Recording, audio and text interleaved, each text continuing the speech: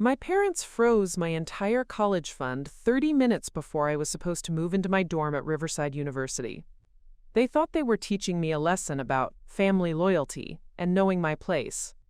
They had no idea I'd been secretly managing their family restaurant's finances for 2 years and had complete access to freeze their joint business account right back. This is the story of how one phone call on move-in day turned into the most expensive lesson my family ever learned. Before we jump back in, tell us where you're tuning in from, and if this story touches you, make sure you're subscribed, because tomorrow, I've saved something extra special for you. I'm Chloe Hartwell, and up until that August morning, I thought I understood my place in the Hartwell family hierarchy. I was the youngest of 3 daughters, the one who got good grades, stayed out of trouble, and never caused drama. While my older sisters Roxanne and Delilah had spent their teenage years partying and barely graduating high school, I'd maintained a 4.2 GPA, scored a 1480 on my SATs, and earned a full academic scholarship to cover half my tuition at Riverside University in Millbrook Falls. The other half, roughly $28,000 per year, was supposed to come from my college fund, a fund my parents had been contributing to since I was born, promising me that education was the key to success, and that they'd always support my dreams of becoming a veterinarian. For 18 years, I'd watched them deposit money into that account, talking about how proud they were of their smart daughter, and how I was going to be the first Hartwell to graduate from a 4-year university. What I didn't know until that devastating phone call was that my college fund had become a bargaining chip in a family power struggle I hadn't even realized was happening.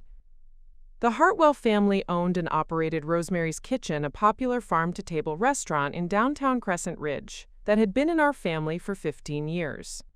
My parents, Thomas and Evelyn Hartwell, had built it from nothing into a thriving business that employed 23 people and served as the cornerstone of our family's financial stability. The restaurant wasn't just their livelihood, it was their identity, their legacy, and their pride. For the past 2 years, while juggling my senior year of high school and community college courses, I'd been helping with the restaurant's books. What started as a summer job doing basic data entry had evolved into me essentially managing their entire financial system. I reconciled bank statements, managed vendor payments, tracked inventory costs, and even handled payroll processing. My parents had been impressed by my natural aptitude for numbers and gradually handed over more responsibilities, especially after I'd caught several costly errors their previous bookkeeper had missed. They trusted me completely with their financial information. I had login credentials for their business banking, access to their QuickBooks system, and even signature authority on their secondary business account for vendor payments. Looking back, I realized they saw me as free family labor rather than a qualified professional, but at the time I was just proud to be helping the family business and gaining real-world experience. The morning of August 18th started like any other move-in day. I'd packed my entire life into 7 boxes and 3 suitcases, loaded everything into our family's SUV, and was mentally preparing for the 3-hour drive to Riverside University. My roommate, a girl named Kennedy from Portland, had already texted me photos of our dorm room setup. My biology textbooks were stacked and ready. I'd even picked out my outfit for the first day of classes. I was double-checking my financial aid documents when my phone rang. The caller ID showed Riverside University Financial Services, and I answered expecting a routine confirmation call about my scholarship and payment arrangements. "Miss Hartwell," the financial aid counselor said in a tone that immediately made my stomach drop, "I'm calling because we've encountered an issue with your tuition payment. The transfer from your college savings account was declined this morning. The bank indicated insufficient funds." The words didn't make sense. I'd checked the account balance just last week. There was $31,247 available, more than enough to cover my first semester. "There must be a mistake," I said, already pulling up the banking app on my phone. "Let me check the account." What I saw on my screen made my blood run cold. The account balance showed $0. Not only had all the money been withdrawn, but the account status showed frozen by primary account holder. My hands were shaking as I called the bank directly. After being transferred twice and placed on hold for 15 minutes, a customer service representative confirmed my worst nightmare. My parents had frozen the account that morning and transferred the entire balance into their primary business checking account. "I don't understand," I told the representative, my voice barely above a whisper. "This was my college fund. Why would they transfer it?" "I'm sorry, Miss Hartwell, but as the account was opened by your parents when you were a minor, they retain primary authority over all transactions. The funds were moved at 9:47 a.m. this morning with proper authorization." 9:47 a.m. less than an hour ago. While I was loading my car and excitedly texting my roommate, my parents had been systematically destroying my future. I hung up and immediately called my mother. She answered on the first ring, which told me she'd been expecting this call. "Mom," I said, trying to keep my voice steady, "what happened to my college fund?"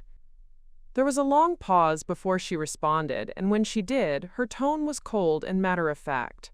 "Chloe, we need to talk.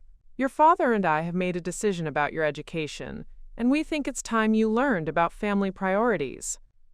In that moment, sitting in my packed car with my entire future suddenly in question, I realized that the Hartwell family hierarchy was about to change forever. What my parents didn't know was that their smart daughter, who was so good with numbers, had been paying very close attention to exactly how their business finances worked.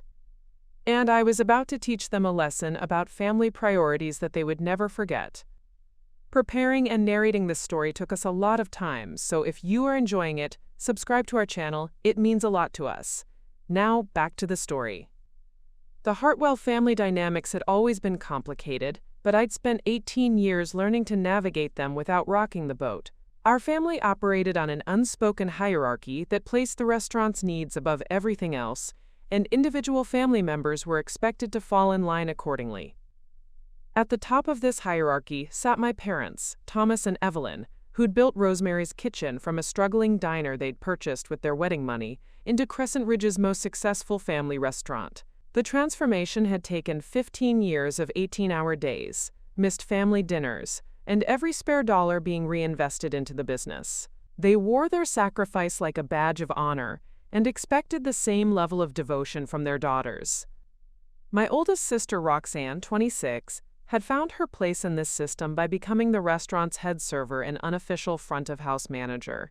She had the personality for it, charming with customers, authoritative with staff, and completely devoted to maintaining the restaurant's reputation. Roxanne lived in the apartment above the restaurant, worked 6 days a week, and had never shown any interest in a life outside of Rosemary's Kitchen. My parents treated her like a partner in the business, consulting her on major decisions and promising her eventual ownership. My middle sister, Delilah, 24, had taken a different approach. After barely graduating high school, she'd bounced between community college and various jobs before finally settling into her role as the restaurant's social media manager and event coordinator. Delilah had a gift for making everything look perfect on Instagram and had grown the restaurant's online presence from nothing to over 40,000 followers. She lived at home, contributed her social media skills to the family business, and seemed content to let Mom and Dad handle all the major life decisions. Then there was me, the academic achiever, the responsible one, the daughter who was supposed to bring prestige to the Hartwell name through education rather than restaurant service.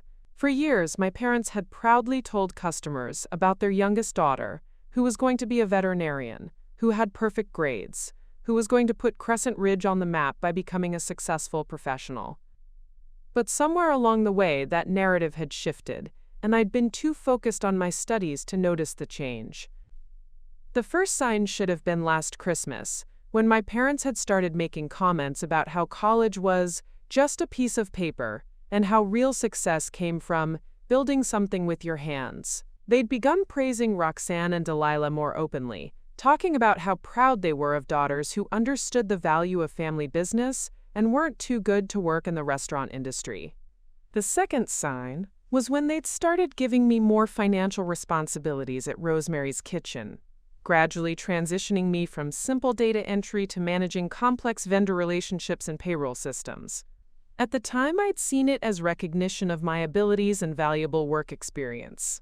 Now I realized it was them testing whether I'd choose family obligation over personal ambition. The third sign, which I'd completely missed, was the way they'd started talking about my college plans with less enthusiasm and more resignation. If Chloe really insists on going away to school, they'd say, rather than, when Chloe becomes a veterinarian. The pride in their voices had been replaced by something that sounded almost like disappointment. Crescent Ridge itself was the kind of small mountain town where family businesses were institutions, and leaving for college was seen as either admirable ambition or betrayal, depending on whether you came back. The town had a population of just over 8,000 people, and everyone knew everyone else's business. Rosemary's Kitchen wasn't just a restaurant. It was a community gathering place, a source of local jobs, and a symbol of what hard work and family dedication could accomplish.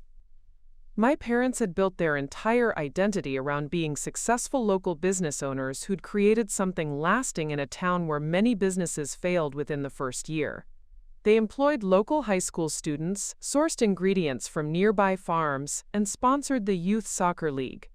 Thomas served on the Chamber of Commerce, and Evelyn organized the annual Harvest Festival. They weren't just business owners, they were community leaders. The restaurant industry in small towns like Crescent Ridge was particularly challenging. Margins were thin, competition from chain restaurants in the larger nearby city of Riverside Valley was constant, and success depended heavily on reputation and customer loyalty. Rosemary's Kitchen had survived by offering something the chains couldn't: genuine local character, consistently excellent food, and the kind of personalized service that made customers feel like family. But that success came at a cost. The restaurant demanded constant attention, and family members who worked there were expected to prioritize its needs above their own. Vacations were planned around the restaurant's schedule. Family gatherings happened at Rosemary's Kitchen because that's where my parents spent most of their time. Even our home conversations often centered around restaurant business supplier issues, staffing challenges, customer feedback, and revenue concerns. Into this world, my academic success had initially been a source of pride, but was increasingly becoming a source of tension. Every scholarship I earned, every college acceptance letter I received, every step I took toward my dream of becoming a veterinarian was simultaneously celebrated and resented. I represented both the family's success in raising an accomplished daughter and the threat of that daughter leaving the family business behind. The morning of August 18th, as I sat in my packed car staring at my frozen college fund account, I finally understood that my parents had made their choice about which version of my future they preferred. They wanted the daughter who would stay, who would contribute to the family legacy, who would put Rosemary's Kitchen above her own dreams. What they hadn't considered was that their responsible daughter had been paying very close attention to how they'd built that legacy and had gained the knowledge and access necessary to protect it or destroy it. The phone call with my mother was about to make everything clear. The phone call with my mother felt like stepping into an alternate reality where everything I'd believed about my family was suddenly, brutally wrong. "Chloe," Mom said, her voice carrying that tone she used when dealing with difficult customers at the restaurant. Patient but firm, like she was explaining something obvious to someone who wasn't quite getting it. "Your father and I have been talking about this for months. We think it's time you understood what real family loyalty looks like." "Mom, what are you talking about?" I managed, though my hands were still shaking from seeing my zeroed-out college account. "You promised me that money for college. We've been planning this since I was little. I'm supposed to check into my dorm in 4 hours." There was a pause, and I could hear the familiar sounds of Rosemary's Kitchen in the background, the clatter of prep work, the hiss of the grill, Roxanne's voice directing the lunch staff. The restaurant was already in full swing for the day, and here I was, having my entire future dismantled while my family went about their normal business routine. "Sweetheart," Mom continued, and the false sweetness in her voice made my stomach turn. "College isn't going anywhere, but Rosemary's Kitchen needs you right now. We've been watching how naturally you handle the financial side of things, how good you are with the numbers and the vendor relationships. You have a real gift for business." "I have a real gift for science, too," I shot back, my voice finally finding some strength. "That's why I earned a scholarship to study veterinary medicine. That's why I've been working toward this for my entire life." "Working toward what, exactly?" Dad's voice joined the conversation, and I realized I was on speakerphone. "Working toward abandoning your family? Working toward thinking you're too good for the business that put food on your table and clothes on your back?" Thomas Hartwell's voice carried the edge it got when he was dealing with suppliers who tried to shortchange him or employees who showed up late. It was a voice I'd heard him use with other people, but never with me, until now. "Dad, I'm not abandoning anyone. I always planned to come back after college and vet school. I want to open a practice here in Crescent Ridge. We talked about this." "Plans change, Chloe," Mom said. "And right now, we need you here. Roxanne is doing an excellent job managing the front of house, and Delilah has grown our social media presence beyond anything we could have imagined. But the financial side is getting more complex every month. We need someone we can trust completely, someone who understands the family business inside and out." "You need a bookkeeper," I said, incredulous. "You can hire a professional bookkeeper for a fraction of what you're stealing from my college fund." The silence that followed was deafening. I'd never accused my parents of stealing before. I'd never raised my voice to them or challenged their authority so directly. But then again, they'd never frozen my entire future without warning. "Watch your tone, young lady," Dad finally said, his voice dangerously quiet. "We're not stealing anything. That money was always meant to secure your future, and we've decided that your future is with the family business. A college degree won't guarantee you anything in today's economy, but a stake in Rosemary's Kitchen will provide security for life." "A stake in Rosemary's Kitchen?" I repeated. "What does that even mean?" "It means," Mom said, and I could practically hear her smiling, "that we're prepared to offer you a 20% ownership stake in the restaurant in exchange for you staying and taking over as our chief financial officer. You'd have a guaranteed income, profit sharing, and eventually, when your father and I are ready to retire, you and your sisters would inherit equal shares." I stared at my phone, trying to process what they were saying. They were offering me part ownership of a business worth probably close to $2 million. In any other context, it would have been an incredible opportunity. But the timing, the method, the complete disregard for my own dreams and plans made it feel like a trap disguised as a gift. "What if I say no?" I asked quietly. Another pause. Longer this time. "Chloe," Dad said finally, "you're 18 years old. You're legally an adult, which means you're free to make your own choices. But it also means we're free to make ours. The money in that college fund represents 15 years of sacrifice on our part, 15 years of putting money aside instead of reinvesting it in the business, instead of taking family vacations, instead of buying the things we wanted. We did that because we thought we were investing in a daughter who would appreciate the value of family," Mom added. "But if you're determined to leave and pursue this fantasy of being a veterinarian, then we need to use that money where it will actually benefit the family business." The word fantasy hit like a physical blow. A fantasy. That's what they called the dream I'd worked toward for 18 years. The goal that had driven every decision I'd made in high school.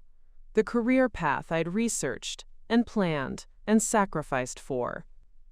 "I have a scholarship," I said desperately. "I can take out student loans. I can work part-time. I don't need the full amount from the college fund." "Chloe, listen to yourself," Dad said, and his tone had shifted to something almost pitying. "You're talking about going into massive debt to pursue a degree that might not even lead to a job. Do you know how many veterinarians are struggling to make ends meet? Do you know how competitive that field is? Do you know how hard I've worked to get into that field?" I countered. "Do you know that I've already been accepted to one of the best programs in the state?" Do you know that large animal vets are actually in high demand, especially in rural areas like this? We know you're very smart, Mom said in that same patronizing tone. That's exactly why we want you here. Smart people build on existing success instead of chasing unrealistic dreams. I closed my eyes and leaned back against my car seat, surrounded by boxes packed for a dorm room I might never see.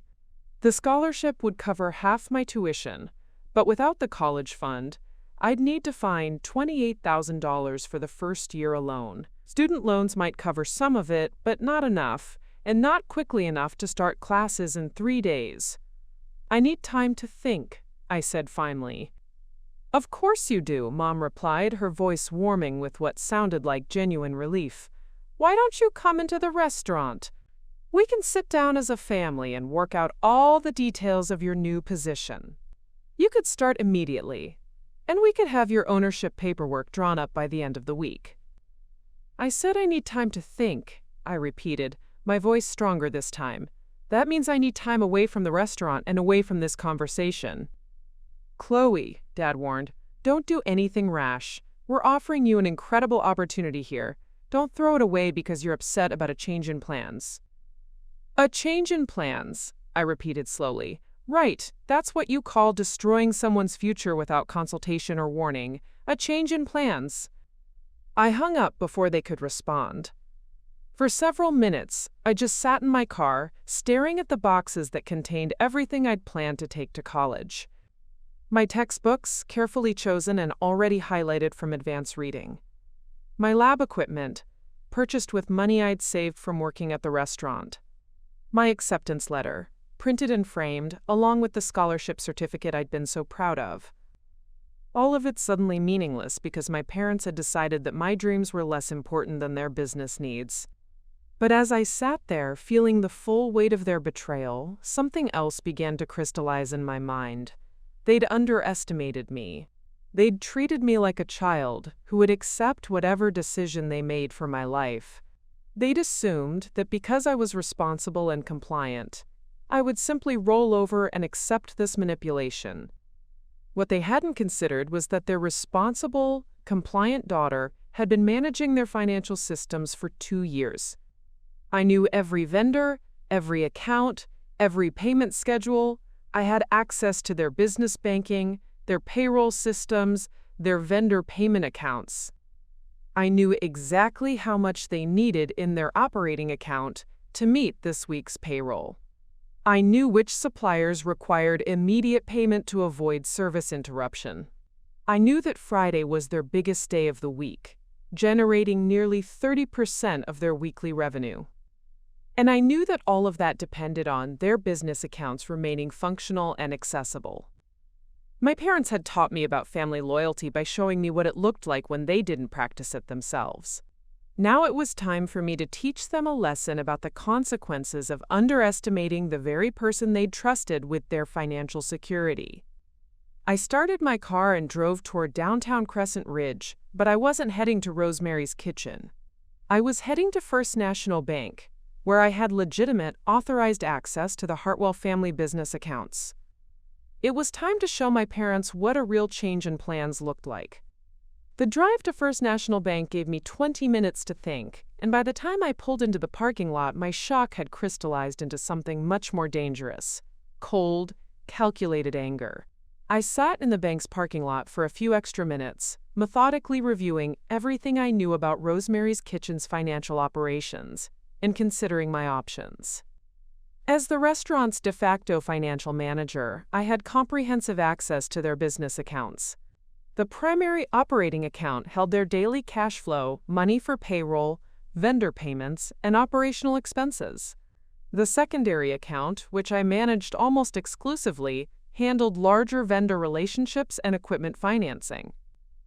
Then there was their emergency reserve account, which they'd built up over years of successful operations and treated as untouchable except for true crises.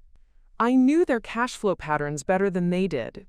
Thursday was always tight because they had to cover payroll for 23 employees, plus make the weekly payment to their produce supplier and the monthly payment on their industrial kitchen equipment. Friday's revenue usually replenished the accounts, But if something happened to disrupt their cash flow on Thursday, they'd be in serious trouble. Today was Thursday. My phone buzzed with a text from Roxanne. "Mom told me what happened. Come to the restaurant so we can talk this through as a family. You're being dramatic." Dramatic. The word stung because it came from my sister, not my parents. Roxanne had always been the peacekeeper in our family, the one who smoothed over conflicts and found compromises. If she was dismissing my reaction as dramatic, it meant my parents had already started working on the family narrative, positioning me as the unreasonable one who was overreacting to a generous offer. Before I could respond, another text came through, this one from Delilah. "Chloe, what's wrong with you? Mom and Dad are offering you part ownership. Do you know how lucky you are? Some of us have been working at the restaurant for years without getting that kind of recognition." The messages revealed something I should have seen coming. My sisters weren't going to support me. In their minds, I was the ungrateful daughter who was rejecting a generous offer from parents who'd only ever wanted what was best for me. They couldn't see, or chose not to see, the manipulation, the betrayal, the complete disregard for my autonomy and dreams. A third text arrived, this one from Dad. "Chloe, your mother is very upset. She spent the morning crying because she's worried we've lost you forever. Come home so we can fix this. Family doesn't abandon family." The emotional manipulation was masterful. Make Mom the victim. Position my reasonable anger as abandonment. Frame their theft as concern, and their ultimatum as a generous offer. Turn my sisters against me by making them think I was rejecting something they'd been working toward for years. I walked into First National Bank with my business banking cards and identification, knowing exactly what I was going to do. "Hi, Chloe," called Janet Morrison, the business banking manager who'd worked with our family for over a decade. "How's the college preparation going? Your parents must be so excited." "Actually, Janet, that's why I'm here," I said, approaching her desk. "There's been a change in plans, and I need to handle some business account transfers for the restaurant." Janet's smile faltered slightly. "Oh, is everything okay?" "My parents have decided they need me to focus on the restaurant's financial management full-time instead of going to college," I explained, keeping my voice steady and professional. "They've asked me to reorganize some of the account structures to better reflect my new responsibilities." It wasn't technically a lie. My parents had made it clear they wanted me managing the restaurant's finances. They just hadn't specified that I should manage them in a way that served their interests, rather than teaching them a lesson about consequences. "I see," Janet said, though she looked confused. "What kind of transfers are we talking about?"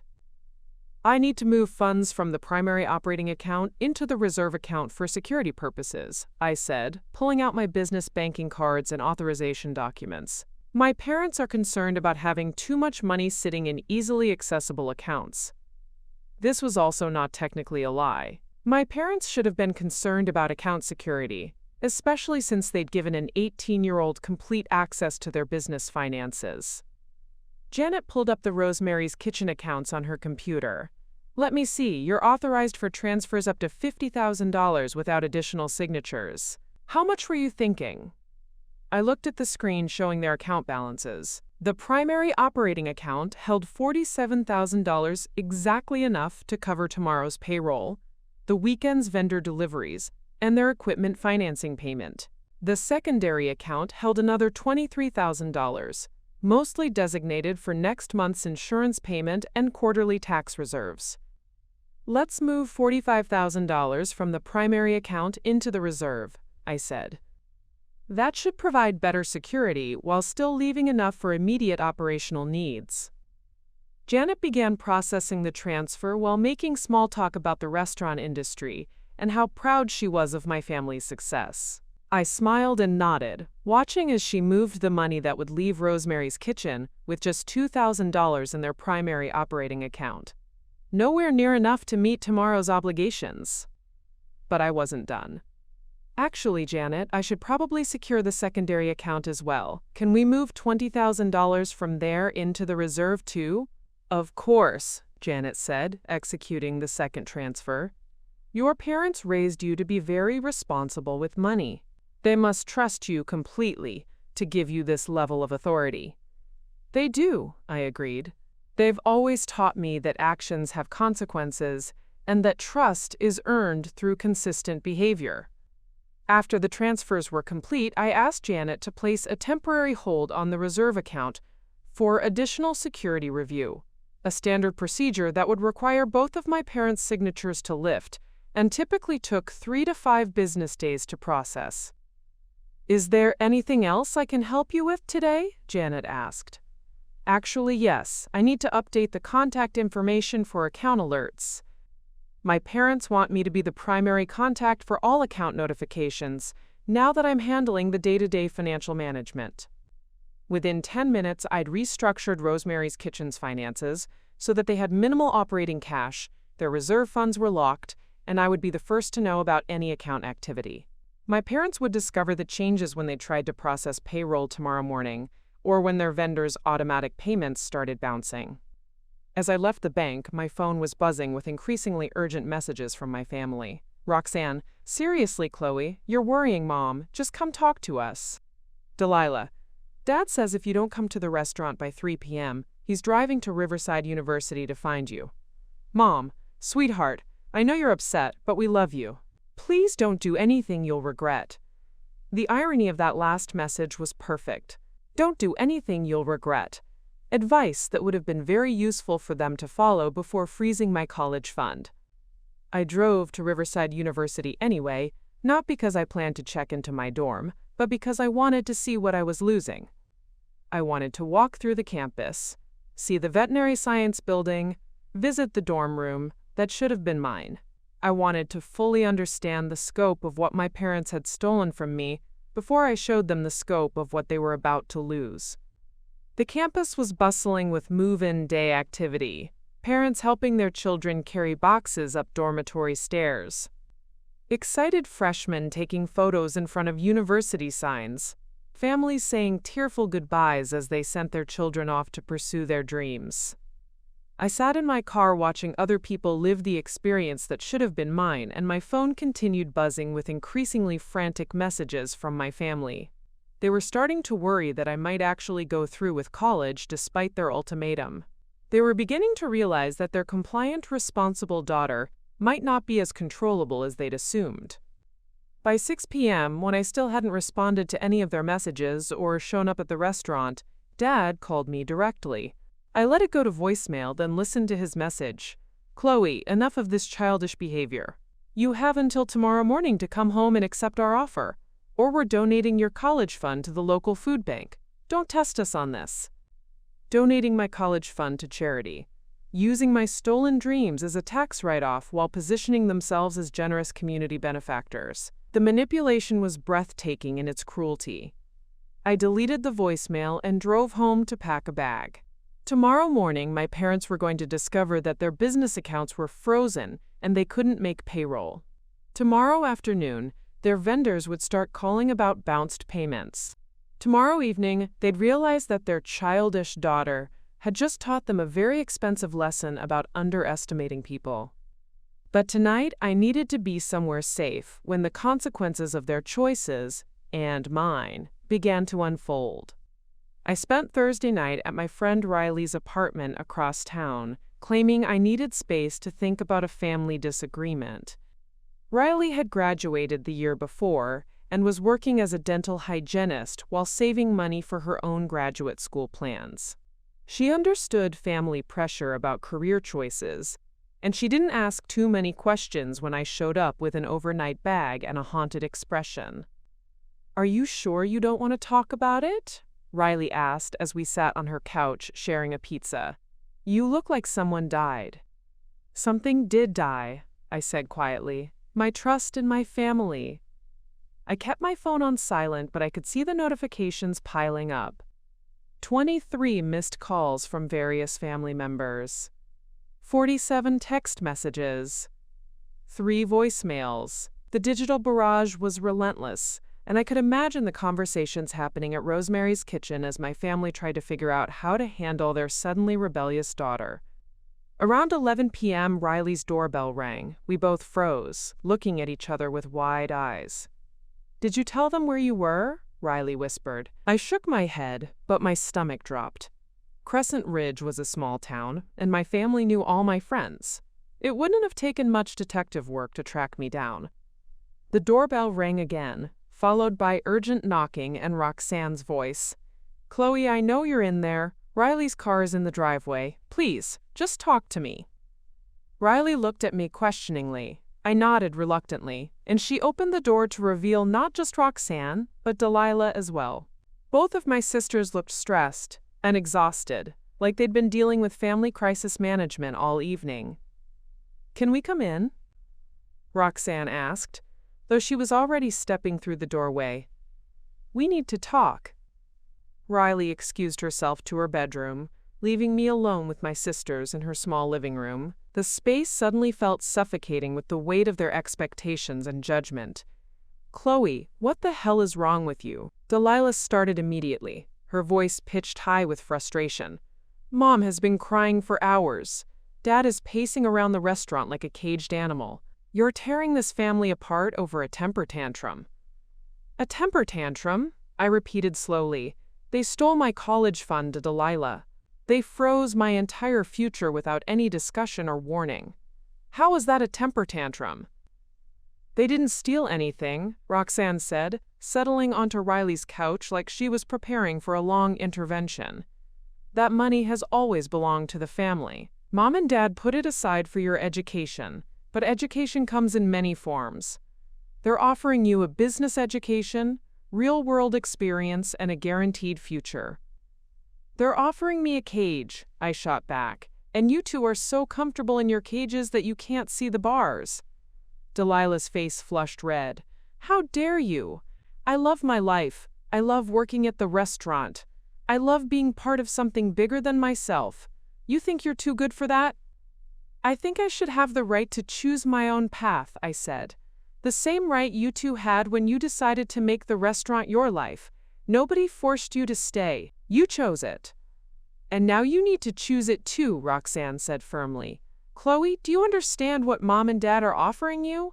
A 20% stake in a business worth nearly $2 million. That's $400,000 in equity, plus a guaranteed salary, plus profit sharing. Most people would kill for that opportunity. Most people didn't spend 18 years working toward becoming a veterinarian, I replied. Most people didn't earn a scholarship to pursue their dreams. Most people didn't have their parents promise them support and then rip it away at the last second. Delilah leaned forward, her expression softening into what she probably thought was sisterly concern. Chloe, be honest with yourself. How many veterinarians do you actually know? How many of them are struggling with student loans and barely making ends meet? You could graduate with $200,000 in debt and still not be guaranteed a job that pays enough to live on. At least it would be my debt and my choice, I said. Your choice, Roxanne repeated mockingly. You're 18 years old, Chloe. You don't know anything about the real world. You don't know what it's like to worry about paying bills or managing employees or dealing with the stress of running a business. Mom and Dad are trying to protect you from making a huge mistake. By making the decision for me, I said. By stealing the money they promised me and using it as leverage to control my life. By offering you something better than what you were planning, Delilah corrected. Chloe, think about this logically. You'd be a part owner of an established, successful business. You'd have security, family support, and a guaranteed future. What more could you want? I want the chance to save animals' lives, I said quietly. I want to use my brain and my skills to make a difference in the world. I want to pursue something I'm passionate about, instead of something that's convenient for the family business. My sisters exchanged a look that I recognized, the same look my parents had been giving each other lately when they thought I wasn't paying attention. It was a look that said they thought I was being naive and unrealistic, like a child who needed to be gently corrected. Passion doesn't pay the bills, Roxanne said in the same tone she used with difficult customers. And saving animals is a nice hobby, but it's not a practical career choice. You can volunteer at the local animal shelter on weekends if you want to help animals." "It's not a hobby," I said, my voice rising despite my efforts to stay calm. "It's a profession that requires years of study and specialized training.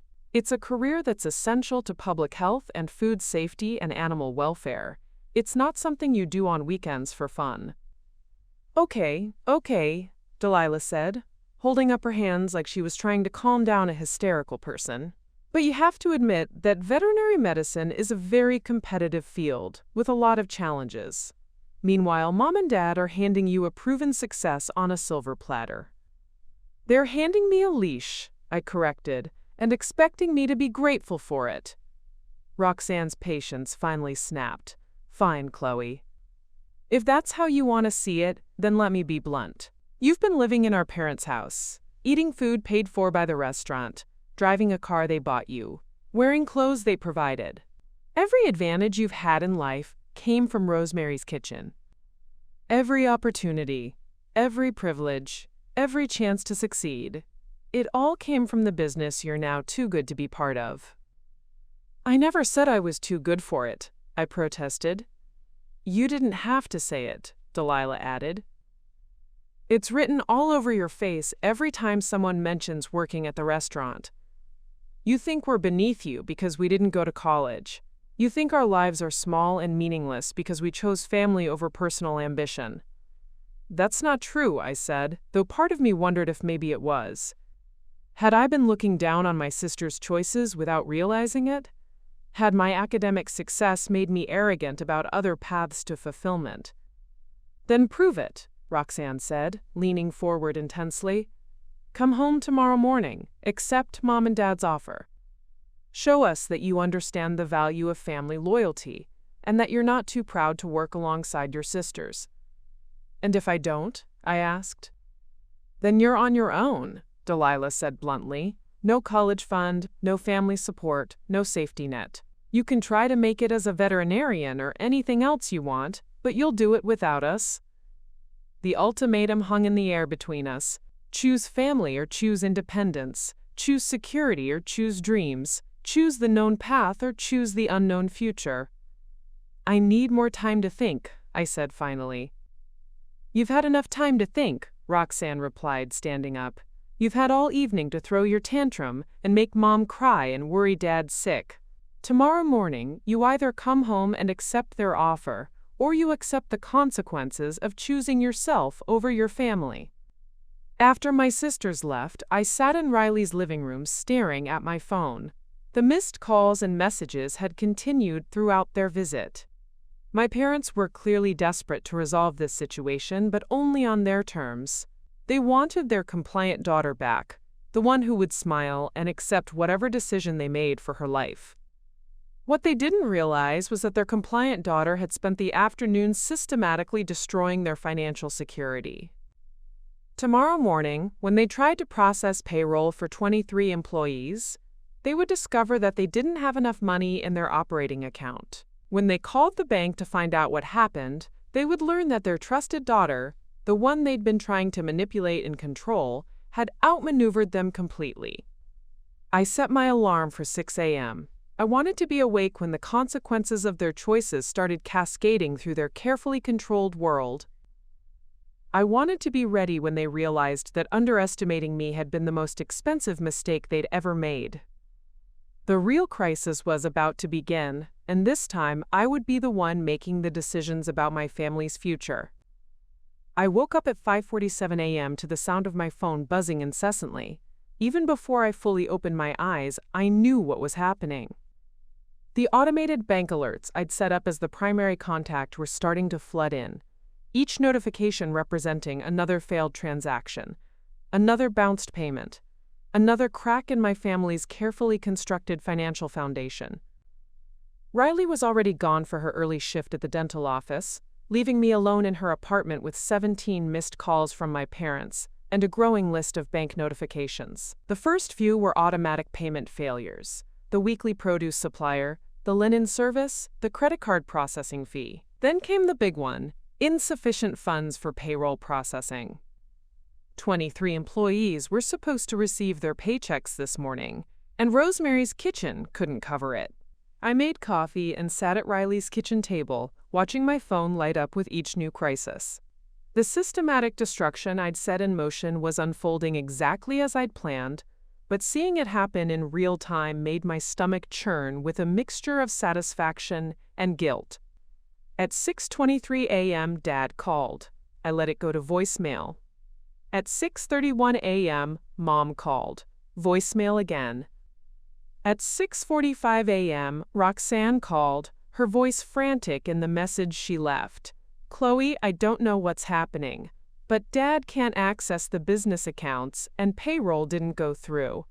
Everyone's gonna be here for their Friday shift expecting to get paid, and we have no idea what's wrong. Please call us back." The beautiful irony wasn't lost on me. Yesterday, they'd held my future hostage with financial manipulation. Today, I was returning the favor with interest. At 7:15 a.m., my phone rang with a number I didn't recognize.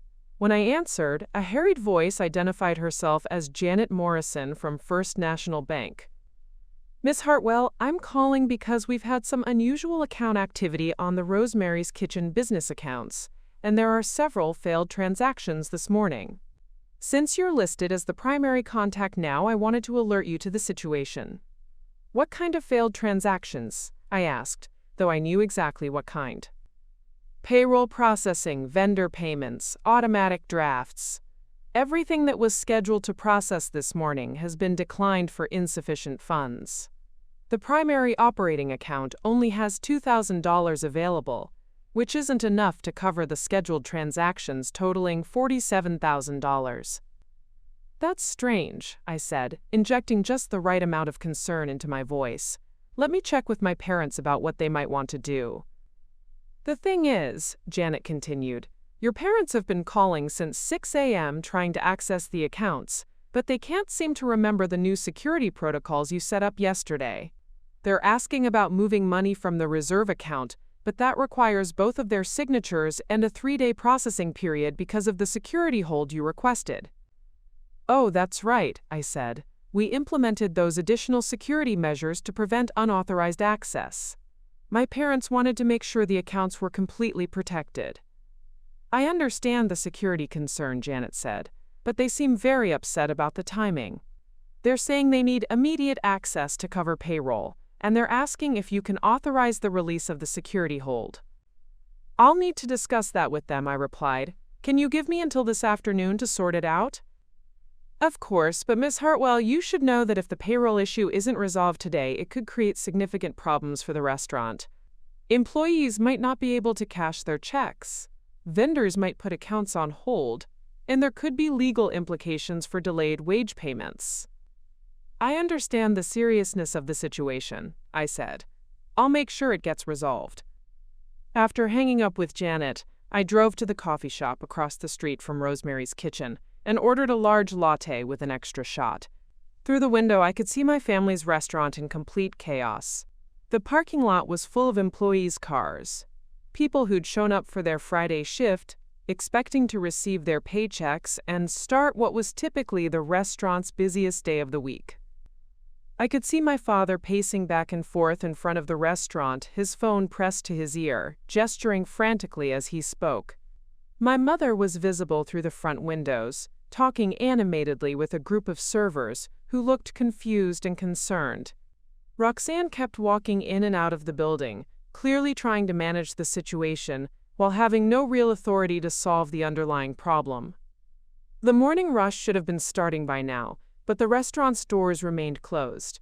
A small crowd of regular customers had gathered outside, reading the hastily printed sign that said, "Temporarily closed due to technical difficulties." My phone buzzed with a text from Delilah. "Chloe, whatever you're doing, stop. This isn't funny anymore. People are going to lose their jobs because of your tantrum." Another text, this one from Roxanne. "The staff is panicking. Some of them are talking about looking for other jobs. You're destroying everything Mom and Dad built." A third message from Mom. "Sweetheart, please come home. We can work this out together. I know you're upset, but this is hurting innocent people who depend on us." The emotional manipulation was reaching new heights. Now I wasn't just hurting my family. I was destroying innocent employees' livelihoods, threatening the jobs of hardworking people who had nothing to do with our conflict. It was a masterful guilt trip, designed to make me feel like a monster for standing up for myself. But I'd thought about this possibility when I'd planned my strategy. Yes, the employees would be inconvenienced by delayed paychecks. Yes, it would create stress and uncertainty for people who depended on their Friday wages for weekend expenses. But payroll delays weren't uncommon in the restaurant industry, and one delayed payment wouldn't destroy anyone's life the way freezing my college fund had destroyed mine. The difference was that my family had created this crisis through their own choices, and they had the power to resolve it immediately by reversing their decision about my college fund. The employee's temporary inconvenience was collateral damage from my parents' decision to wage financial war against their own daughter. At 9:30 a.m., Dad finally called from the restaurant's landline, probably hoping I'd answer a number I didn't recognize. "Chloe," his voice was strained and desperate when I picked up. "I don't know what kind of game you're playing, but you need to stop it right now. We have 23 people here who need their paychecks, and the bank is saying we can't access our own money because of some security protocols you put in place." "That's interesting," I said calmly. "What kind of security protocols?" "Don't play dumb with me," Dad snapped. "You know exactly what you did. You moved our operating funds and locked our reserve account, and now we can't meet payroll or pay our vendors." "I followed your instructions about better securing the business finances," I replied. "I thought you'd be pleased that I was taking such good care of the family business." "Chloe, this isn't the time for games. We need you to call the bank and authorize the release of our funds immediately." "Or what?" I asked. The silence stretched between us, heavy with the weight of everything unsaid. "Or what, Dad?" I repeated. "Are you going to threaten to take away my college fund? Are you going to freeze my future and destroy my dreams? Are you going to manipulate me with ultimatums and emotional blackmail?" "Chloe," his voice cracked slightly, "you're destroying everything we've worked for. 15 years of building this business, and you're willing to burn it all down because you didn't get your way." "I'm not burning anything down," I said quietly. "I'm showing you what it feels like when someone you trust uses financial manipulation to control your life. You taught me that actions have consequences, remember?" "This is different," Dad protested. "This affects innocent people. Our employees, our vendors, our customers. They don't deserve to suffer because of a family disagreement." "You're right," I agreed. "They don't deserve to suffer. So maybe you should consider making different choices." "What do you want?" Dad asked, his voice barely above a whisper. "I want my college fund restored," I said. "I want an apology for stealing my future, and I want acknowledgement that what you did was wrong." "And if we do that, you'll release the accounts?" "I'll consider it," I said, and hung up. From my seat in the coffee shop, I could see Dad through the restaurant window, staring at his phone with an expression of complete defeat. For the first time in my life, I'd reduced Thomas Hartwell, successful businessman, community leader, and family patriarch, to powerlessness. It should have felt more satisfying than it did. Instead, it felt like standing at the edge of a cliff, knowing that the next step would change everything forever, and that there would be no going back once I took it. But some lines, once crossed, couldn't be uncrossed. My parents had shown me who they really were when they thought they held all the power. Now it was time for them to learn who I really was when I held the cards. I was finishing my second cup of coffee and watching the continuing chaos at Rosemary's Kitchen when my phone rang with a number I didn't immediately recognize. The area code was local, but the number itself wasn't in my contacts. After the morning I'd had, I almost didn't answer, but something made me pick up on the fourth ring. "Is this Chloe Hartwell?" The voice was professional, confident, and unfamiliar. "Yes, this is Chloe." "Miss Hartwell, this is Victoria Sterling from Sterling & Associates Legal Group. I represent the Crescent Ridge Restaurant Workers Union. We've received several calls this morning from employees at Rosemary's Kitchen regarding delayed wage payments, and I'm calling to inform you that we're prepared to file a formal complaint with the Department of Labor if this situation isn't resolved immediately. My stomach dropped. I hadn't considered that the restaurant employees might be unionized, or that delayed payroll could trigger legal action that would escalate far beyond my family's internal conflict. "I'm sorry," I said carefully, "but I think there's been some confusion. I'm not in charge of payroll at Rosemary's Kitchen. According to our information, you're listed as the primary contact for all business banking matters as of yesterday afternoon," Victoria Sterling replied crisply. "Several employees have told us that your parents are claiming they can't access their business accounts due to security measures you implemented." "That's partially accurate," I admitted. "Miss Hartwell, I need to be very clear about something. Under state labor law, employers are required to pay wages on their established pay schedule. Failure to do so can result in penalties of up to $500 per employee per day, plus legal fees and damages.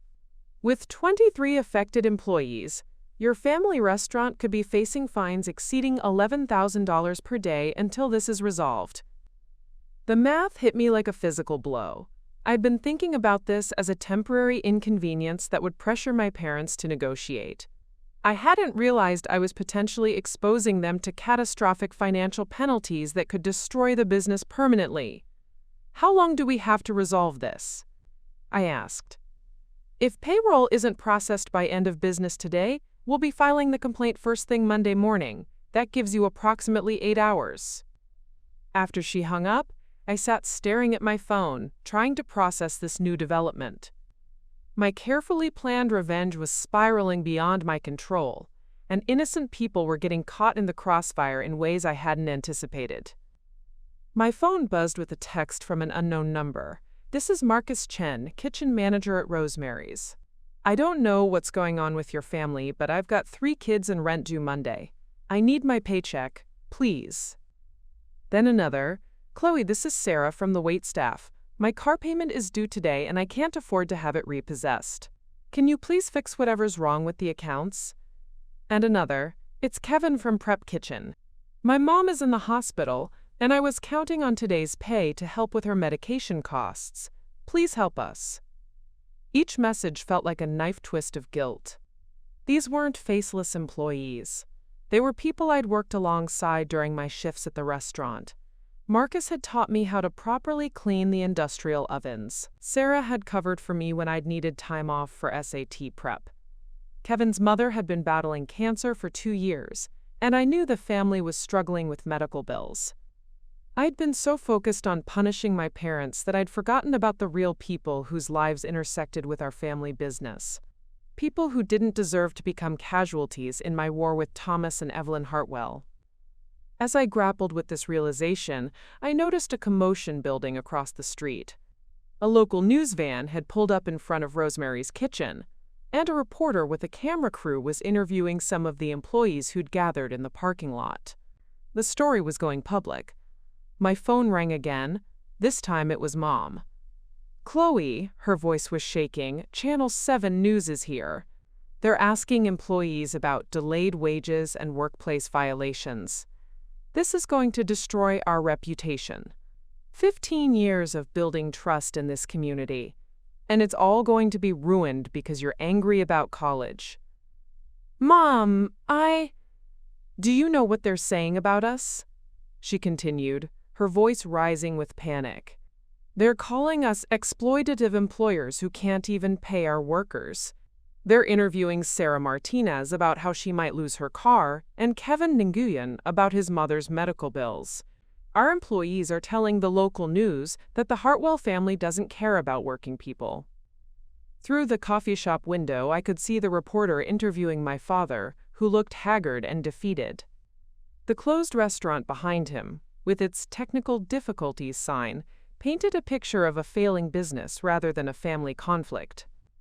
"The health department is here too," Mom added. "Apparently someone called in a complaint about unsafe working conditions, claiming we're operating without proper financial oversight. They're threatening to suspend our operating license pending a full investigation. this was escalating far beyond anything I'd imagined. I'd wanted to teach my parents a lesson about financial manipulation, but I'd accidentally triggered a cascade of regulatory scrutiny that could shut down the restaurant permanently. "Mom, listen to me," I said urgently. "I can fix the account situation, but I need you and Dad to meet me somewhere private to discuss terms." "Terms?" she repeated incredulously. "Chloe, this isn't a negotiation anymore. This is about survival. Our business license, our reputation, our employees' livelihoods. Everything is at stake." "Then maybe you should have thought about that before you stole my college fund," I shot back. "Your college fund?" Mom's voice rose to a shriek. "You're willing to destroy 23 people's jobs over college tuition? You're willing to ruin everything we've built because you didn't get your way about veterinary school?" "You made this about power and control," I replied. "I'm just showing you what happens when you underestimate someone and try to manipulate them with money." There was a long pause before Mom spoke again, her voice hollow. "What do you want, Chloe? What will it take for you to end this?" "I want to meet with you and Dad, alone, somewhere away from the restaurant and the cameras. I want to have an honest conversation about what really happened yesterday and what needs to happen now." "Fine," Mom said. "Where?" I thought quickly. I needed a neutral location where we could talk without interruption, somewhere my parents couldn't use home field advantage or emotional manipulation tactics. "Riverside Park, by the old stone bridge. 1 hour." "Chloe," Mom said, her voice breaking slightly, "please, these people depend on us. Whatever you're angry about, we can work it out, but please don't let innocent people suffer." After she hung up, I sat in the coffee shop watching the news crew pack up their equipment and the health department officials taking photos of the restaurant's exterior. My phone continued buzzing with messages from employees, each one more desperate than the last. I'd started this confrontation to reclaim control over my own life, but somewhere along the way, I'd become the person wielding power over dozens of other lives. The responsibility felt crushing, and for the first time since I'd walked into the bank yesterday, I wondered if I'd made a terrible mistake. But there was no going back now. In 1 hour, I would face my parents on neutral ground, holding all the cards for the first time in my life. What happened next would determine not just my future, but the future of everyone whose livelihood depended on Rosemary's Kitchen. I gathered my things and headed toward Riverside Park, knowing that the next conversation would change everything forever. The catalyst for real resolution was about to begin, and this time I would be setting the terms. Riverside Park was nearly empty on this Friday afternoon, with most people either at work or dealing with their own crises. I chose the old stone bridge because it was visible from multiple angles, preventing any ambush conversations with my sisters, and because the sound of the flowing water below would mask our voices from any potential eavesdroppers. I arrived 15 minutes early and positioned myself on a bench with a clear view of both parking areas. My phone showed 43 new messages and 17 missed calls since I left the coffee shop. The situation at Rosemary's Kitchen was clearly deteriorating by the hour, and every minute I delayed resolution was another minute of mounting consequences. At exactly 2 p.m., my parents' SUV pulled into the main parking area. Through the windshield, I could see them having an intense conversation before they got out. Mom's face was puffy from crying, and Dad looked like he'd aged a decade since yesterday morning. They walked toward the bridge slowly, like people approaching their own execution. "Chloe," Dad said when they reached the bench, his voice hoarse from stress, "thank you for agreeing to meet." I gestured to the bench across from me. "Sit down. We need to talk." They sat stiffly, maintaining the kind of formal distance usually reserved for business meetings with hostile parties. The easy family intimacy that had always existed between us was completely gone, replaced by the wariness of adversaries trying to negotiate a ceasefire. "Before we start," Mom said, "I need you to understand how serious this situation has become. The union lawyer called again 20 minutes ago. The health department is threatening to pull our license. 2 of our best servers have already started looking for other jobs because they're afraid we're going bankrupt. And Channel 7 is planning to run the story on the evening news, Dad added. They're framing it as a local restaurant failing to pay workers during a busy tourist weekend. Our reputation in this community is being destroyed in real time. I looked at my parents, really looked at them, and saw something I'd never seen before: genuine fear. Not the controlled concern they showed when dealing with difficult customers or challenging business decisions, but raw, desperate fear of losing everything they'd spent 15 years building. "Now you know how I felt yesterday morning," I said quietly. "Chloe, this is not the same thing," Dad started, but I held up my hand. "Let me finish," I said. "Yesterday morning, I watched my entire future disappear in a single phone call. 18 years of planning, working, dreaming. Gone because you decided my life was less important than your business needs. So yes, Dad, this is exactly the same thing. The only difference is that you're experiencing it in real time instead of having it sprung on you as a fait accompli." Mom leaned forward, her eyes desperate. "Sweetheart, we never meant for you to feel that way. We thought we were offering you something better, something more secure than veterinary school." "By stealing from me," I said, "by taking away my choices and presenting your decision as a generous offer." "We didn't steal," Dad began. "Yes, you did," I interrupted, my voice sharp. "You took money that was promised to me for a specific purpose and used it to manipulate me into accepting a life I never chose." "That's theft, Dad. Financial theft combined with emotional blackmail." The silence stretched between us, filled only by the sound of water flowing under the bridge and the distant noise of traffic on the main road. "What do you want?" Mom asked finally. "What will it take to fix this?" "I want you to acknowledge what you did," I said. "Not minimize it, not justify it, not explain it away. I want you to admit that freezing my college fund was wrong." Dad's jaw clenched. "Chloe, we made a business decision about family resources." "Wrong answer," I cut him off. "Try again." Mom put her hand on Dad's arm, stopping him from responding. "Thomas, she's right. What we did was wrong." Dad turned to stare at her, clearly shocked by this admission. "It was wrong," Mom continued, her voice gaining strength. "We should have talked to you first. We should have discussed our concerns about your future, instead of making unilateral decisions about your life.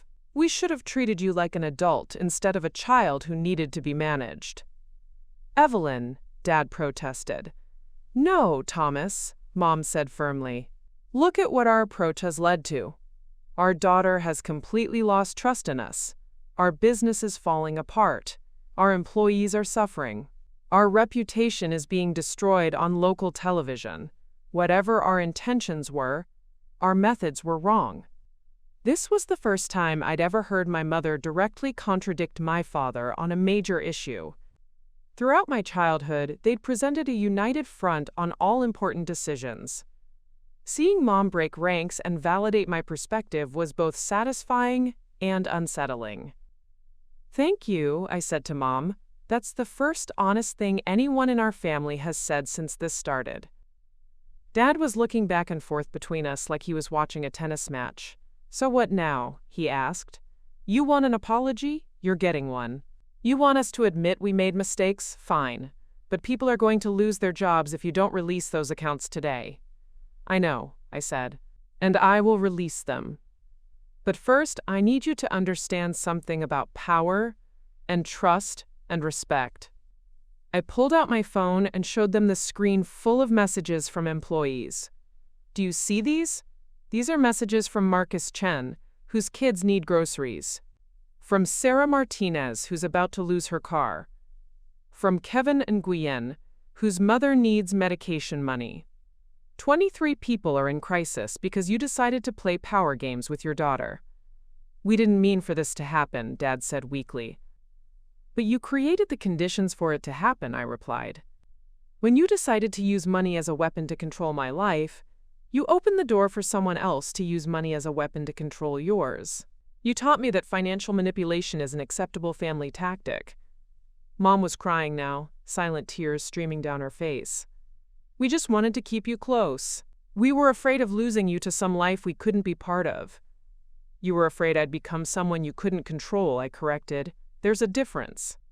Maybe there is, Dad admitted reluctantly. Maybe we've been more controlling than we realized. Definitely more controlling than you realized, I said. But here's what I learned in the last 24 hours. I don't want to control you any more than I want you to control me. I don't want to hold power over your lives the way you tried to hold power over mine. I pulled out my business banking cards and set them on the bench between us. I'm going to call the bank and release all the security holds. I'm going to authorize the transfer of operating funds back to your primary account.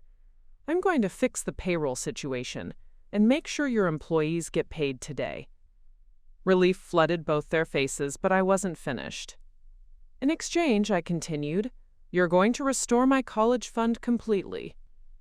You're going to drive me to Riverside University tomorrow morning and help me move into my dorm. You're going to support my decision to become a veterinarian, even if you don't understand it. And you're going to stop treating me like a child who needs her life decisions made for her.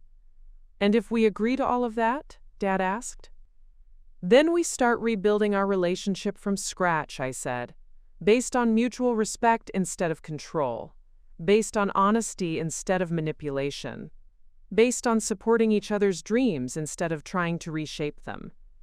Mom reached across the space between the benches and took my hand. Chloe, I want that too.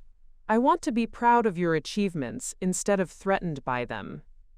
I want to be able to share my successes with you without worrying that you'll use them against me, I replied.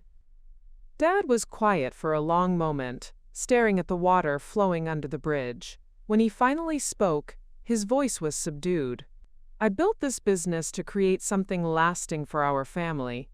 But somewhere along the way, I started thinking the business was more important than the family it was supposed to serve. The business is important, I said. But it's not more important than the people who make it successful. That includes your employees, and it includes your daughters. Even daughters who don't want to work in the family business? Dad asked. Especially daughters who are brave enough to chase their own dreams, I replied. Dad looked at me with something that might have been pride. When did you become so wise? When I realized that I learned more from your example than from your lectures, I said. You taught me to work hard, to value financial security, to understand business operations, and to stand up for what I believe in. You just didn't expect me to use those lessons to stand up to you. For the first time since this crisis began, Dad smiled. A small, rueful smile, but genuine. I suppose we raised you too well. You raised me exactly well enough, I said, pulling out my phone to call the bank. Now let's go save your restaurant and my college fund. As I dialed Janet Morrison's number, I felt something shift in the dynamic between me and my parents. For the first time in my life, they were looking at me not as their child to be managed, but as an adult to be reckoned with. The balance of power in our family had permanently changed, and we were all still figuring out what that meant. But at least now we were figuring it out together, instead of from opposite sides of a financial war zone. The phone call to Janet Morrison at First National Bank was surprisingly anticlimactic after everything that had led up to it. Within 15 minutes, I'd authorized the release of all security holds, transferred the operating funds back to the primary account, and restored my parents full access to their business banking.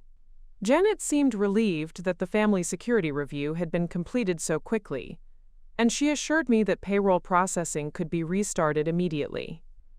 But as I hung up the phone, I realized that resolving the banking crisis was only the beginning of what needed to happen. My parents were looking at me with a mixture of relief and wariness, as if they weren't quite sure whether to thank me or continue negotiating. It's done, I told them. Your accounts are fully functional again. You can process payroll as soon as you get back to the restaurant.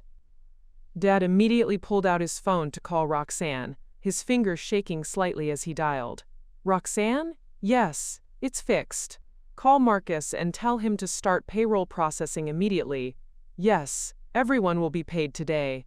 I'll explain everything later. While Dad handled the immediate crisis management, Mom was studying my face with an expression I couldn't quite read. "Chloe," she said quietly, "I need to ask you something, and I want an honest answer." "Okay. How long have you been planning this? The account access, the security holds, the timing, with our busiest day of the week." This wasn't a spontaneous reaction to yesterday's phone call, was it? I met her gaze steadily. "I wasn't planning revenge, if that's what you're asking, but I've been aware of my access to your financial systems for months. I knew how vulnerable the restaurant would be if something happened to disrupt cash flow. I just never thought I'd need to use that knowledge to protect myself from my own family." Dad finished his call and turned back to us. "How?" he asked simply. "How did an 18-year-old manage to outmaneuver two experienced business owners who've been running a successful restaurant for 15 years? "Because you taught me well," I replied, "and because you trusted me completely with information you should have been more careful about sharing." I pulled out my phone and showed them a screenshot of their business banking app. "I've had full access to your accounts for 8 months. I know every vendor relationship, every payment schedule, every cash flow pattern. I know that you keep exactly $50,000 in reserves for emergencies, that your average daily revenue is $3,200, and that Fridays generate 31% of your weekly income." Dad stared at the screen, his face pale. "We gave you signature authority for vendor payments, not full account access. You gave me the login credentials for your business banking because it was easier than training me on individual transaction procedures," I corrected. "You gave me your QuickBooks password because you wanted me to reconcile the monthly statements. You gave me complete financial transparency because you trusted your responsible daughter to only use it for approved purposes. But you used it to," Mom started. "To demonstrate exactly how dangerous it is to give someone complete financial access and then betray their trust," I finished. "You spent years teaching me that money is power, that financial security is the most important thing in life, and that business success justifies almost any sacrifice. I was a very good student." The implications of what I was saying were sinking in, and I could see the wheels turning in both their minds. They were realizing that their careful, responsible daughter had been sitting on the ability to destroy their business for months, and had only chosen to use it when they'd backed her into a corner. "You could have ruined us at any time," Dad said slowly. "Yes. You could have emptied our accounts, destroyed our vendor relationships, sabotaged our operations. Yes. But you didn't. Not until you gave me no other choice." Mom leaned back against the bench, looking stunned. "All this time, you've had that kind of power over our livelihood, and you never used it. Even when we disappointed you, even when we didn't understand your goals, even when we pressured you to work more hours at the restaurant." "Because I never wanted to hurt you," I said simply. "I wanted to help you. I wanted to be part of the family business in a way that also allowed me to pursue my own dreams. I thought we could have both." "Until we made it clear that we wouldn't allow both," Dad said. "Until you made it clear that you'd rather destroy my future than risk losing control over my choices," I corrected. There was a long silence as my parents processed this information. Around us, the park was beginning to fill with the usual Friday afternoon crowd. Families with children, joggers, couples walking dogs. Normal people living normal lives, unaware that an 18-year-old girl had just held a multi-million-dollar business hostage and was now negotiating the terms of her own freedom. "Chloe," Mom said finally, "I'm starting to understand that we never really knew who you were. We saw the responsible daughter, the good student, the helpful employee. But we missed the strategic thinker, the person capable of complex planning and execution." "You missed the person who learned by watching you," I replied. "Every time you handled a difficult vendor, every time you navigated a cash flow crisis, every time you made a strategic business decision, I was learning. You taught me to be analytical, to understand leverage, to plan for contingencies. And to be ruthless when necessary," Dad added, though his tone was more admiring than accusatory. "I learned that from watching you negotiate contracts and manage problem employees," I acknowledged. But I also learned something else from watching you build this business. What's that? I learned that the most important thing isn't having power over other people, it's having power over your own life. You built Rosemary's Kitchen because you wanted to control your own destiny instead of working for someone else. You wanted to create something that reflected your values and your vision. That's exactly right, Mom said. So when you tried to take away my power to control my own destiny, you were asking me to accept something that you would never accept for yourselves, I continued. You were asking me to give up the independence and self-determination that you've spent 15 years fighting to maintain. Dad was quiet for a long moment, staring out at the water. When he spoke, his voice was thoughtful. We built this business to give our family security and independence. But somewhere along the way, we started thinking that family meant everyone making the same choices, wanting the same things. Family means supporting each other's choices, even when they're different from what you would choose, I said. It means trusting that you raised us well enough to make good decisions, even if they're not the decisions you would make. Even if those decisions take you away from us, Mom added quietly. Becoming a veterinarian doesn't take me away from you, I said. It takes me towards something I'm passionate about. There's a difference. And if we can't see that difference? Dad asked. Then you'll lose me anyway, I replied honestly, not because I want to hurt you, but because I can't live a life that isn't mine. Mom reached over and took my hand again. I don't want to lose you, sweetheart. I want to be proud of the amazing daughter we raised, instead of afraid of the independent woman she's becoming. I want that too, I said. But it has to be based on who I actually am, not who you want me to be. Dad pulled out his phone again. I'm calling our accountant, he said. I'm having him transfer your college fund back immediately, plus interest for the inconvenience. Thomas, Mom started. No, Evelyn, she's right. We were wrong, and we need to make it right completely. He looked at me with an expression that was equal parts pride and regret. Chloe, I'm sorry. I'm sorry we tried to control your life instead of supporting your dreams. I'm sorry we made you feel like you had to choose between family and independence. I'm sorry too, Mom added. I'm sorry we underestimated you so badly that we thought we could manipulate you into accepting a life you didn't want. And I'm sorry I had to go to such extreme measures to get your attention, I replied. But I'm not sorry I stood up for myself. Good, Dad said firmly. Don't ever be sorry for that. We raised you to be strong and independent. We just forgot that strong, independent people don't let anyone else control their lives, not even their parents. As we walked back toward the parking lot together, I felt something fundamental shift in our family dynamic. For the first time in my life, my parents were treating me like an equal rather than a subordinate. It was terrifying and exhilarating at the same time. The crisis was over, but the real work of rebuilding our relationship was just beginning. At least now we were starting from a place of mutual respect instead of attempted control, and that, I thought, was worth all the chaos of the last 24 hours. The drive back to Rosemary's Kitchen was tense, with unspoken questions and new understanding. I followed my parents in my own car, watching Dad's rigid posture through their rear window and wondering what kind of reception would be waiting for us. The last time my family had seen me, I'd been the rebellious daughter having a tantrum about college. Now I was returning as someone who demonstrated the ability to bring their entire operation to its knees.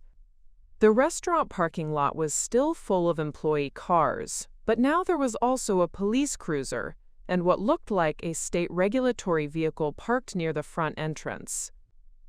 The sight made my stomach clench with fresh anxiety about how far the consequences of my actions had spread. As we approached the building, Roxanne emerged from the front door, her face a mixture of relief and fury. Behind her came Delilah, several employees, and a uniformed officer I didn't recognize. "Dad!" Roxanne called out, hurrying toward us. "Thank God you're back. The labor board inspector is here, and the police want to talk to someone about the employee complaints. We've been trying to explain that it was just a banking error, but..."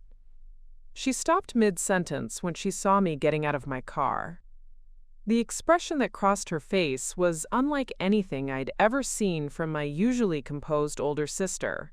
It was a combination of shock, anger, and something that looked almost like fear. "You," she said, her voice low and dangerous. "What did you do?" "Roxanne," Dad said quickly, "we need to talk as a family before we deal with the officials." "No," Roxanne snapped, her eyes never leaving my face. "I want to know what she did to our accounts. Marcus is in there crying because he thought he was going to have to tell his kids they couldn't afford groceries this week. Sarah was ready to quit and find another job because she was convinced we were going bankrupt.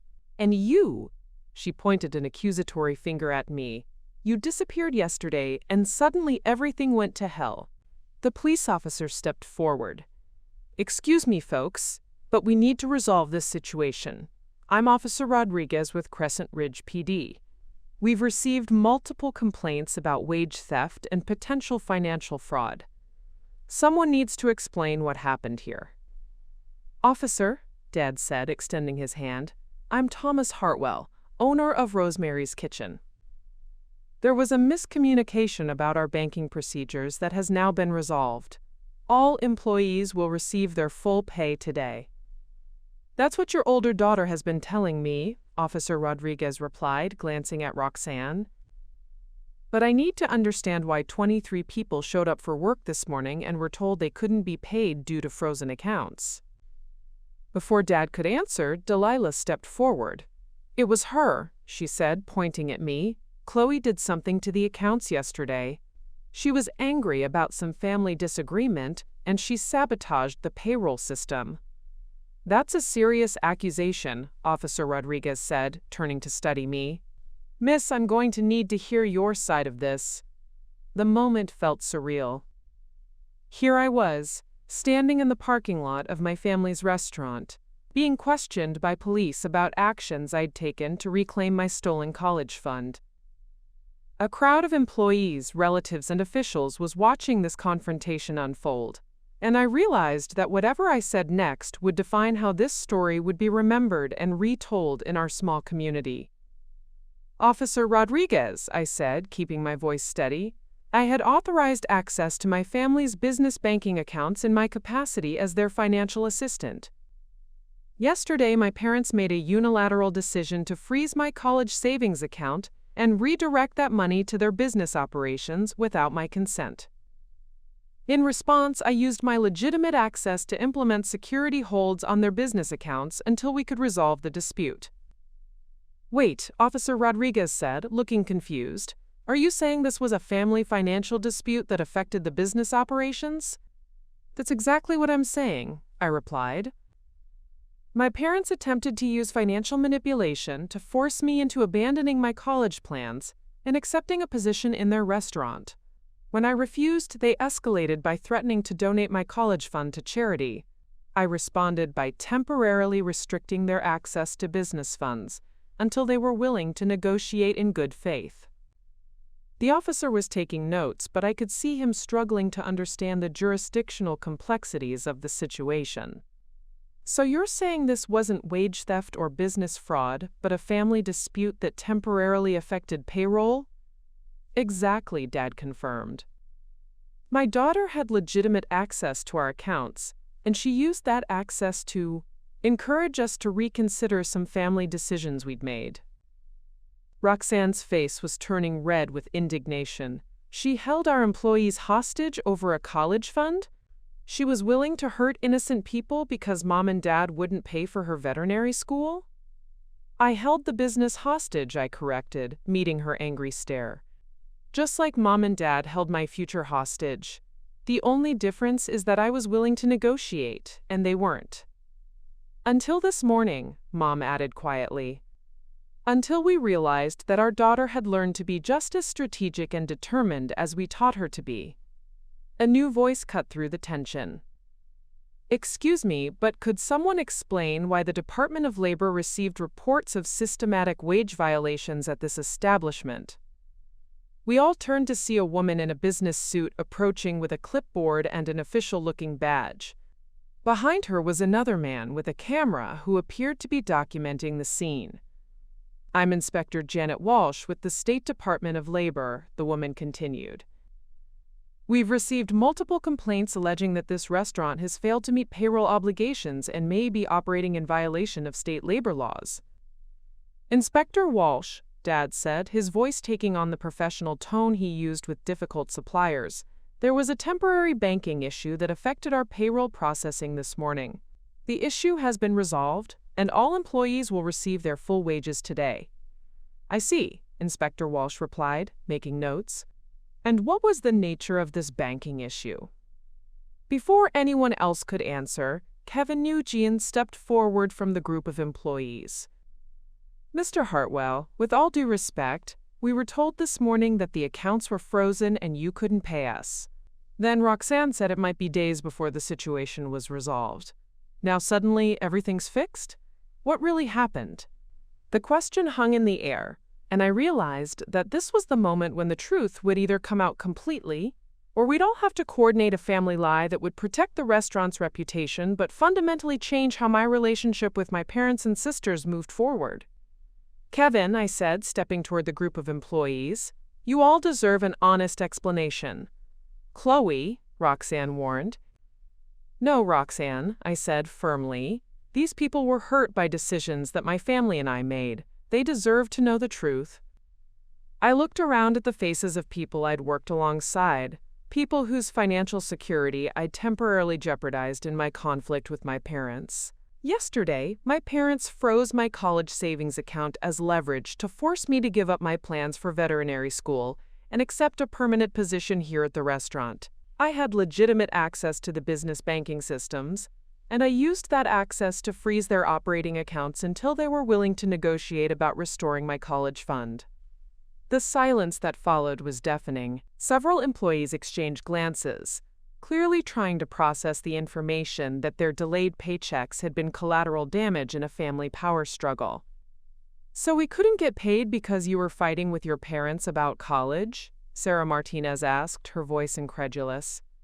"Yes," I said simply, "and I'm sorry that my family's dysfunction affected your lives.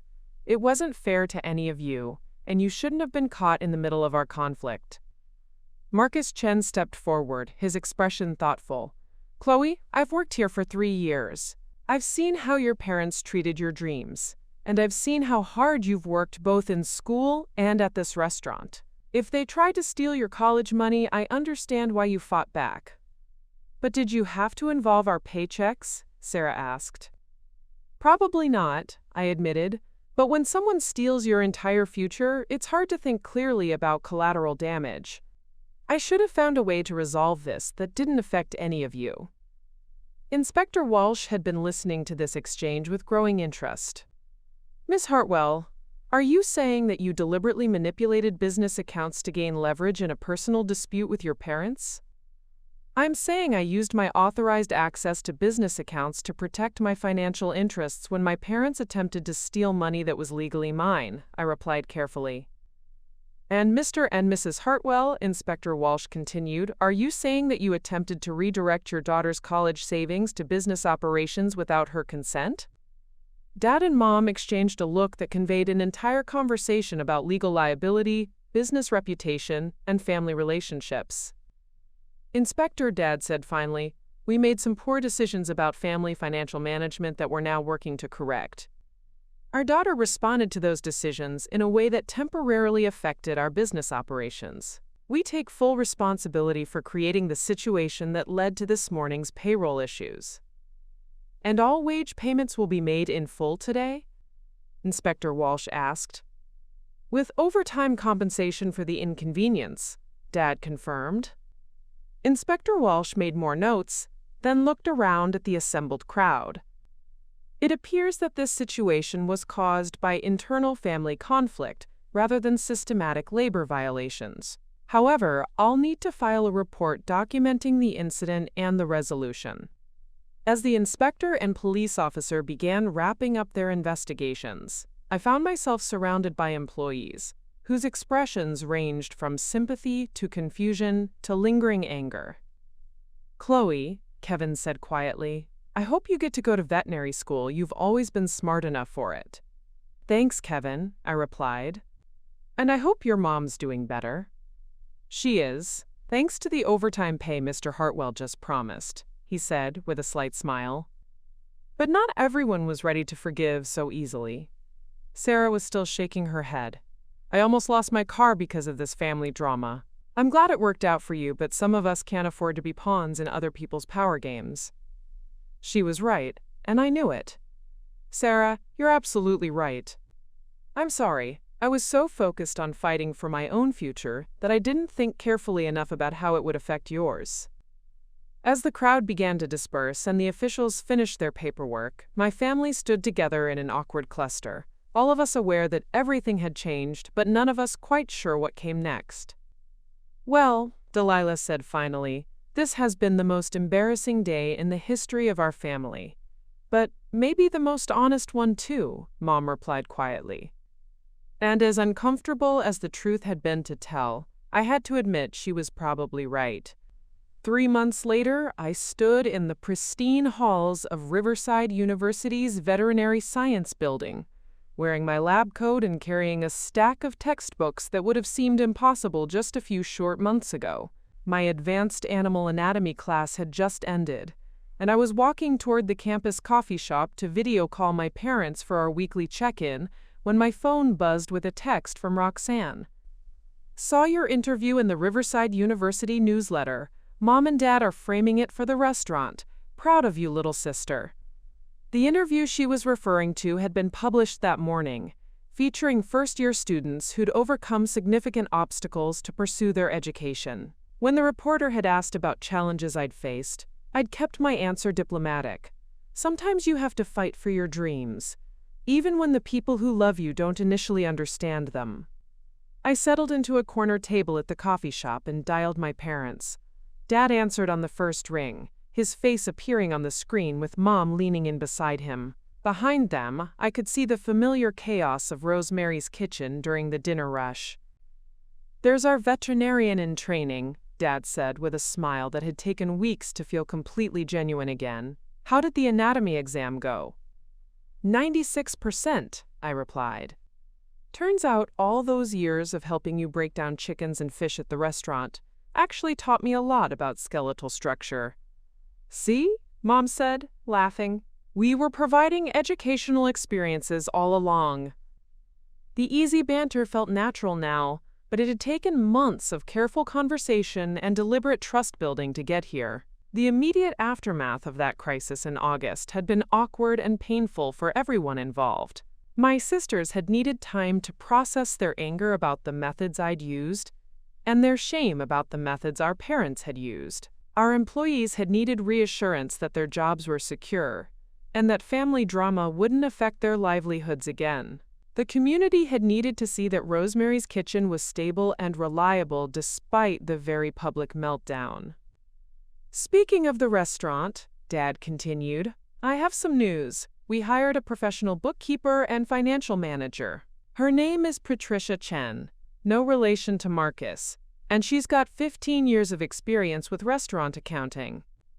That's great, Dad, I said, though I could hear the subtext. They were making sure that no family member would ever again have the kind of comprehensive financial access I'd wielded that day.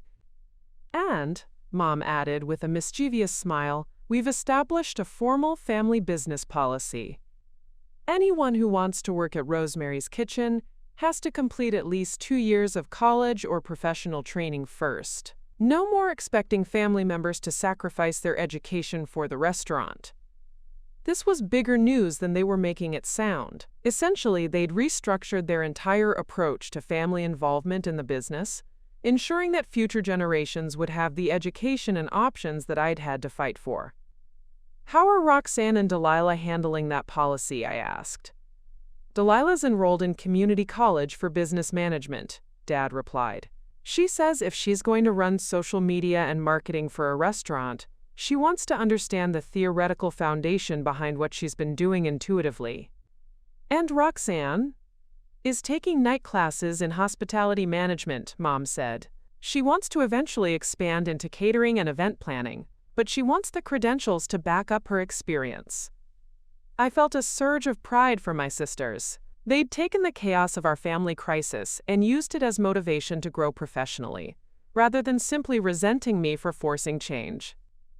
"There's something else," Dad said, his tone becoming more serious. "We've been talking to a restaurant consultant about succession planning. We want to make sure that when Mom and I are ready to retire, the transition is handled professionally, rather than through family pressure or manipulation." "That's really wise," I said, meaning it. "What does that look like?" "It means that if Roxanne and Delilah want to take over the restaurant someday, they'll have to prove they're qualified through their performance and business plans, not just their last names," Mom explained. "And it means that if you ever want to be involved in the business, even peripherally, you'll be welcomed as a professional partner, not pressured as a family obligation." The conversation continued for another 20 minutes, covering my classes, their busy season preparations, and Delilah's new boyfriend, who apparently had excellent social media instincts. When we hung up, I sat in the coffee shop for a while longer, reflecting on how dramatically our family dynamics had shifted. The truth was that my relationship with my parents was better now than it had ever been, precisely because it was built on mutual respect rather than assumed control. They asked about my studies because they were genuinely interested, not because they were looking for opportunities to redirect my choices. I shared my successes and struggles because I wanted their support, not because I was trying to prove myself worthy of their approval. My phone buzzed with a message from my roommate Kennedy. "Study group in 20 minutes for biochemistry. You coming?" I gathered my things and headed back toward the dorms, passing groups of students who were pursuing their own dreams, with the support of families who'd never thought to question their children's autonomy. I felt grateful for my education, but also grateful for the hard-earned independence that made it possible. The crisis that had nearly destroyed my family had ultimately taught all of us essential lessons about power, trust, and respect. My parents had learned that trying to control adult children through financial manipulation was both ethically wrong and practically counterproductive. My sisters had learned that supporting family members meant encouraging their growth, not demanding their conformity. And I had learned that standing up for yourself sometimes requires tactics you'd rather not use, but that the alternative, accepting someone else's control over your life, was ultimately more destructive. 6 months later, during spring break, I drove back to Crescent Ridge and walked into Rosemary's Kitchen wearing scrubs from my work-study job at the university's veterinary clinic. The lunch crowd was busy, and I could see the same employees who'd been caught in our family crossfire back in August, now working confidently under the management of my sisters and the oversight of the new financial manager. Marcus Chen approached my table with a smile. "Dr. Hartwell in training," he said, using the nickname the staff had adopted for me. "How's the animal saving business?" "Challenging and rewarding," I replied. "How's the family?" "Kids are doing great. My oldest just got accepted to college with a partial scholarship. Says she wants to be a teacher." "That's wonderful, Marcus. I'm happy for her." "You know," he said, leaning against the table conspiratorially, "what you did back in August was scary as hell at the time. But I've got to admit, watching an 18-year-old outmaneuver 2 experienced business owners taught my kids something important about not letting anyone control their futures." As I sat in the restaurant my family had built, surrounded by people whose lives had been temporarily disrupted by my fight for independence, I realized that the most important lesson hadn't been about financial strategy or family dynamics. It had been about the responsibility that comes with power and the courage required to use it wisely. Sometimes the people who love you most will try to limit your choices because they're afraid of losing you to a life they can't control or understand. Sometimes you have to fight for your right to make your own mistakes and pursue your own version of success. And sometimes that fight requires tactics that feel uncomfortably similar to the control you're trying to escape. But if you're fighting for the right reasons, for autonomy rather than dominance, for respect rather than submission, for the chance to become who you're meant to be rather than who others want you to be, then the temporary discomfort is worth the permanent freedom. My college fund was fully restored, plus interest. My family relationships were stronger than ever, built on a foundation of mutual respect rather than assumed hierarchy. And I was 3 years away from becoming Dr. Chloe Hartwell, large animal veterinarian, serving rural communities like Crescent Ridge. Some victories aren't about proving other people wrong. They're about proving yourself right and then having the grace to help others understand what they've been missing. The best revenge isn't destruction. It's transformation, both of yourself and of the relationships that matter most. And sometimes, when you stand up for yourself with enough conviction and strategic thinking, you don't just change your own life. You change the lives of everyone around you, creating space for growth and respect that didn't exist before. As I walked out of Rosemary's Kitchen that day, my father called out from behind the register, "Chloe, drive safely back to school, and remember, we're proud of you." Those words meant more than any college fund or career success ever could. Because they came from parents who'd learned to be proud of who I actually was, rather than disappointed by who I wasn't willing to become.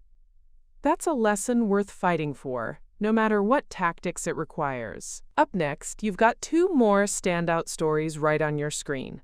If this one hit the mark, you won't want to pass these up. Just click and check them out.